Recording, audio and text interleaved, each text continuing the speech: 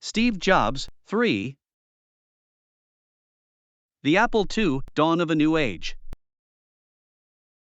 Jobs was inspired by the Cuisinart food processors he saw at Macy's and wanted a simple and elegant design for the case. He hired a consultant to design a sleek case made of light molded plastic. Jobs paid attention to the power supply and hired an engineer to design a switching power supply like those used in oscilloscopes. This type of power supply is more efficient and produces less heat. Jobs insisted that the circuit board inside the Apple II be designed with straight lines and craftsmanship, even though it was a component that most users would never see. He had a passion for perfection. Wozniak wanted to include more slots on the Apple II so that users could customize their computers. But Jobs insisted on only 2 slots for a printer and a modem. He believed that this would provide a more seamless end-to-end user experience. Markkula and Regis McKenna.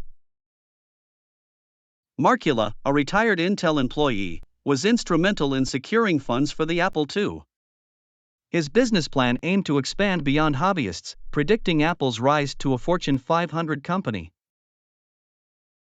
Markkula's mentorship of Jobs emphasized empathy, focus, and image in the company's philosophy.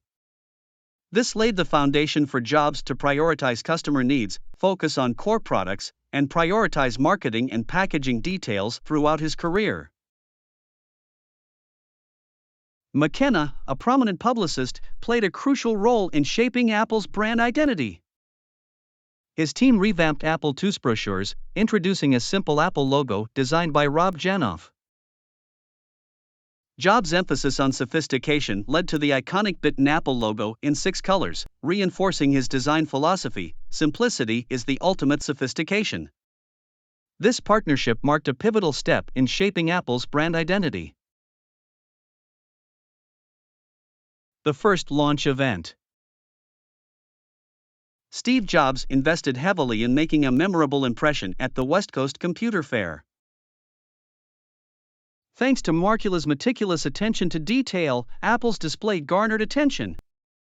Despite Wozniak's playful pranks, the Apple II received 300 orders, marking a successful debut. The collaboration with a Japanese dealer hinted at Apple's global potential. This event was a turning point for Apple's future success. As Apple grew, Jobs' challenges increased. Markkula brought in Mike Scott as president to manage Jobs' quirks, hygiene issues, and growing demands of running a real company. Despite clashes, the dynamic between Jobs and Scott became pivotal for Apple's early stability. Chrisann and Lisa, he who was abandoned. Let's talk about Chrisann Brennan and Steve Jobs' tumultuous relationship. Their story is a complicated one, from a carefree summer to a shared suburban house and paternity test. After returning from India in 1974, their connection became intermittent. Despite dating others, they ended up in a shared suburban house with Daniel Kotke, leading to Brennan's pregnancy.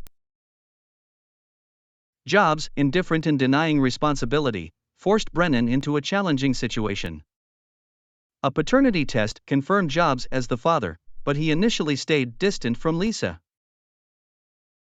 Post-paternity revelation, Jobs went through personal changes, abandoning drugs and adopting a less strict vegan lifestyle. Yet, he retained a childlike rebellious streak, going skinny dipping and dressing as Jesus for Halloween. Jobs' domestic life reflected quirks, from obsessive furniture selection to a sparsely furnished house with a mattress on the floor. His evolving maturity came with complexities, acknowledging regrets about handling Lisa's birth but remaining true to his unconventional character.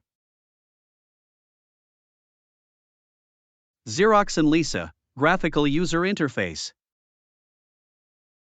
In the early days, Steve Jobs was determined to make his mark on the tech industry. After the success of the Apple II, he sought to create a new machine that would change the world. The Lisa project was born, named after Jobs' abandoned daughter.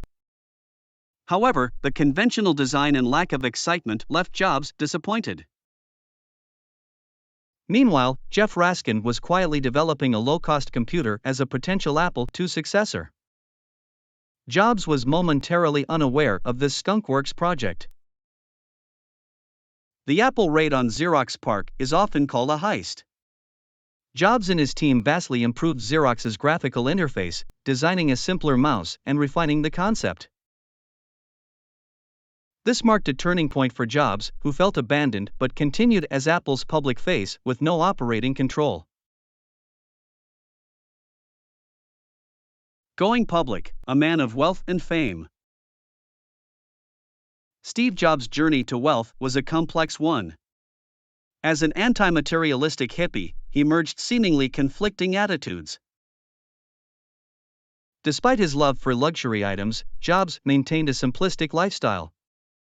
He avoided the extravagance associated with newfound wealth. Unlike some who changed their lifestyles dramatically, Jobs stayed true to his principles. He valued simplicity and modesty. Jobs' fame grew, with magazines featuring him as the pioneer of the personal computer industry. However, he expressed concern about the materialistic shift in the new generation. Despite not being notably philanthropic, Jobs made personal gifts. He gave $750,000 worth of stock to his parents. Jobs' journey to wealth wasn't without controversy. Early Apple employee Daniel Kotke missed out on stock options, while Jobs became a multi-millionaire at 25. The Mac is born, you say you want a revolution. Jeff Raskin's baby. In the early days of Apple, Jeff Raskin was hired by Steve Jobs to write a manual for the Apple II. But Raskin's vision extended beyond manuals. Raskin dreamt of creating an affordable computer for the masses. This led to the birth of the Macintosh project. Raskin envisioned a simple, cost-effective machine. Jobs, aiming for superior capabilities, pushed for a more powerful microprocessor. Raskin's departure marked the end of his vision for an affordable Macintosh. But Jobs' approach transformed personal computing. Raskin's vision might have produced a cheaper computer. But Jobs' insistence on innovation led to the Macintosh becoming a computing platform. Texaco Towers. Jobs was known for his passion and charisma, which he used to recruit a team dedicated to the Mac's success. He even convinced hesitant individuals, like programmer Bruce Horn, by demonstrating the intricacies of the Mac's design. Despite setbacks, like Wozniak's absence due to a plane crash, Jobs continued to shape the team and redefine the project. He even relocated the team to Texaco Towers, fostering a lively atmosphere with the addition of a stereo system. Jobs' triumph extended beyond the Mac project, leading to the ousting of Mike Scott as Apple's president. In the end, Jobs gained full control of the Mac division, solidifying his position to shape Apple's future.